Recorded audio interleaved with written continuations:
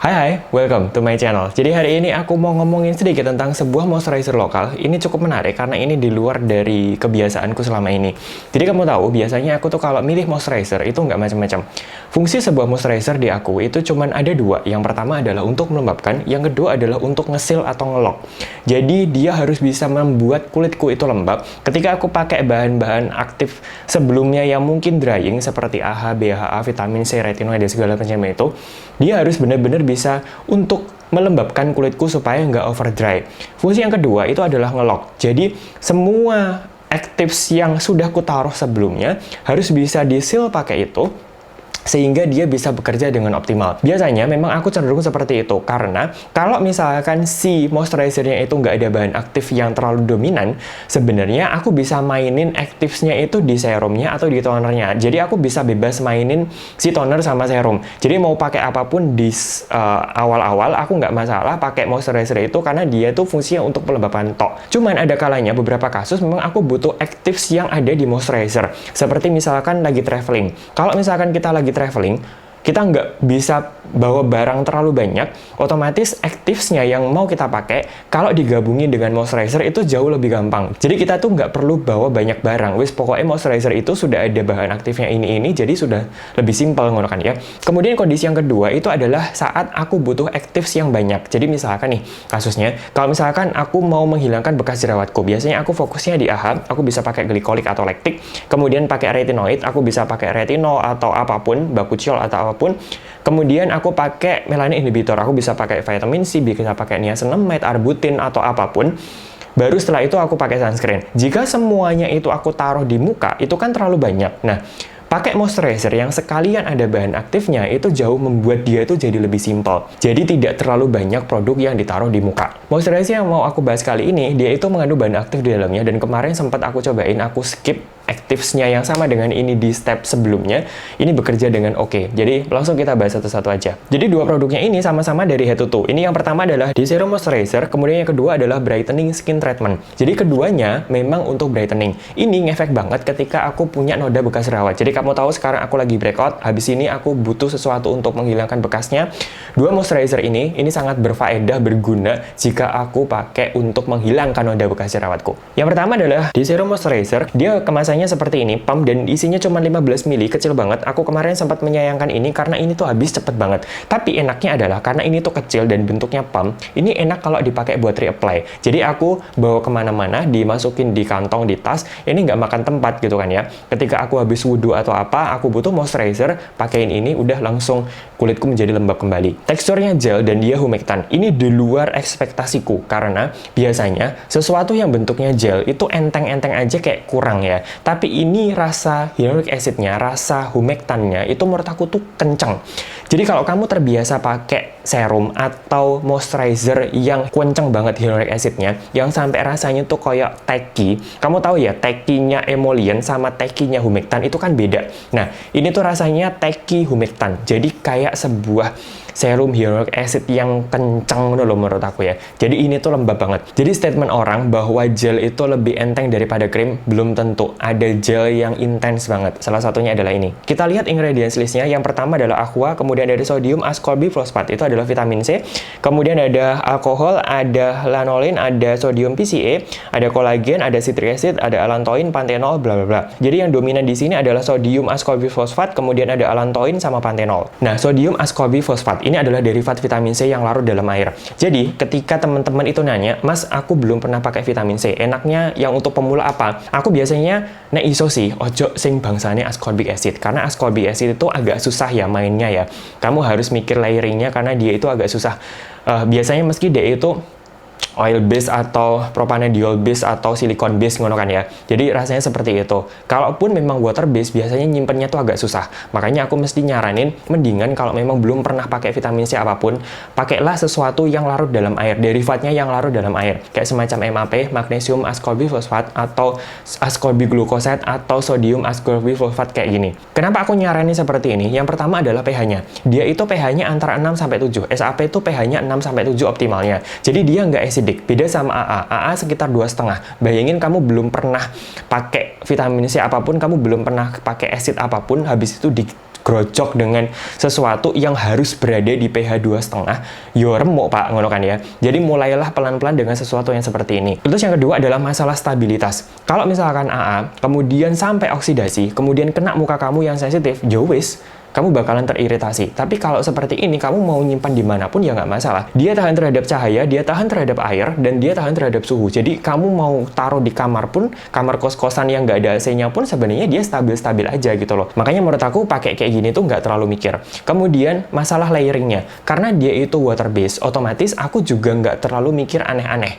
Kalau misalkan dia itu oil base atau silicone base, itu agak mikir kan. Kalau oil base otomatis nanti bakalan kayak, oh aku harus pakai ini, kemudian pakai ini, belum nanti finishingnya yang mungkin terlalu oily atau apa. Silicone base menurut aku lebih rempong lagi gitu kan, karena silicone base bakalan kalau nggak nemu moisture yang pas atau sunscreen yang pas, dia bakalan balls up. Nah ini enggak. Jadi menurut aku ya, produk ini itu, walaupun dia bentuknya moisturizer dan ada kata-katanya serumnya di sini, memang menurut aku dia itu gabungan antara serum vitamin C dengan sebuah moisturizer. Jadi kemarin sempat aku cobain, aku bener-bener skip vitamin C ku, aku nggak pakai vitamin C apapun, aku hanya pakai ini, dan kulitku rasanya kayak pakai vitamin C. Dia juga ada panthenol sama allantoinnya, dia melembabkan banget. Seperti aku bilang tadi, dia itu lembab. Dia gel yang lembab. Bukan gel yang enteng, cuman kayak air, cuman kayak hydrating toner gel. Nggak seperti itu, ini bener-bener lembab. Finishnya menurut aku tuh glossy. Jadi bukan yang greasy berminyak, bukan emollient arahnya, tapi memang humectant yang ketika dipegang tuh koyok lembab air ngono loh. Nah ini enak banget kalau aku pakai pagi, kemudian aku pakai sunscreen yang finishnya sama seperti ini. Jadi yang dewy-dewy glossy basah, bukan yang emollient. Terutama yang chemical. Kalau yang physical, terutama yang ada wet cast-nya, ini nggak seberapa enak. Tapi kalau ketemu dengan chemical yang finishnya dewy, ini enak yang membuat muka kamu tuh jadi kayak glass skin ngono loh. Nah ini juga nggak oksidasi, jadi dari pagi sampai siang ya stabil seperti itu, nggak jadi kusem. Kadang-kadang ketika kita pakai produk yang finishnya seperti ini kan rasanya jadi kayak makin tambah siang tuh makin kayak kusem ngono kan, jadi kayak kuyu-kuyu ngono. Nah ini tuh nggak, dia tetap jauh seger seperti itu, yang glossy kayak gitu menurut aku ya. Kemudian juga nggak bikin berminyak, jadi nggak karu-karuan. Kalau aku pakai sesuatu yang matte di awal-awal, kadang-kadang setelah beberapa jam kan jadi malah keluar minyaknya. Nah ini nggak, yo stabil kok ngono iku, yo sing yo kayak glass skin seharian kayak itu loh, stabil kayak gitu. Kemudian yang kedua, ini adalah brightening skin treatment, bentuknya krem. Kemasannya jar seperti ini kecil banget, cuma 10 gram. Jadi kemarin aku habis 3 jar kayak gini. Ini aku pakai untuk malam hari karena satu hal yang paling gue suka dari sini adalah teksturnya. Jadi dia itu bentuknya kayak gel cream, kayak whip menurut aku ya. Jadi ketika diaplikasikan, dia itu nyebar enak, nggak berat. Tapi ketika dia sudah meresap, dia oklusif, ngesil, ngelok. Ini ku pakai buat malam karena dia ampuh banget untuk ngelok skincare-skincareku yang berderet-deret sebelumnya. Ingredients listnya tuh 2 cuman ini ada yang perlu highlight adalah niacinamide sama alpha-arbutin. Jadi ini memang fokusnya adalah untuk membuat kulit kita itu lebih bright. Alpha-arbutin, kalau aku sendiri dibandingin sama vitamin C jenis apapun, bahkan AA, kalau untuk efek brightnya itu memang lebih ampuhan arbutin. Kalau aku, alpha-arbutin tuh jauh lebih cepat.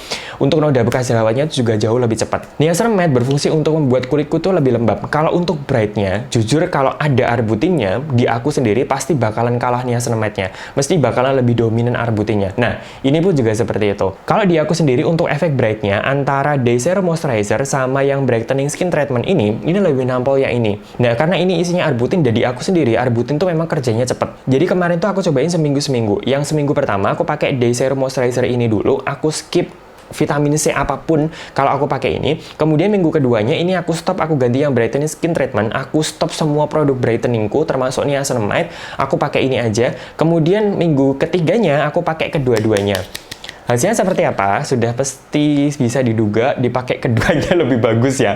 Beneran deh. Kalau dipakai untuk keduanya, jadi aku biasanya tuh pakai double moisturizer. Aku pakai ini dulu sebagai humectantnya, kemudian di seal pakai ini sebagai oklusifnya. Ini jauh lebih nampol. Ya, karena mau tak gabungin sebenarnya juga nggak masalah kan. Oh ini isinya vitamin C, ini isinya arbutin sama niacinamide, dan teksturnya juga beda, finishnya juga beda, sifatnya juga beda. Jadi kak gabungin pun sebenarnya juga nggak masalah. Pakainya mana dulu, ini dulu, baru setelah itu ini. Gabungin seperti ini sebenarnya di kulitku nggak masalah, karena kamu tahu aku sudah nyobain macam-macam ya.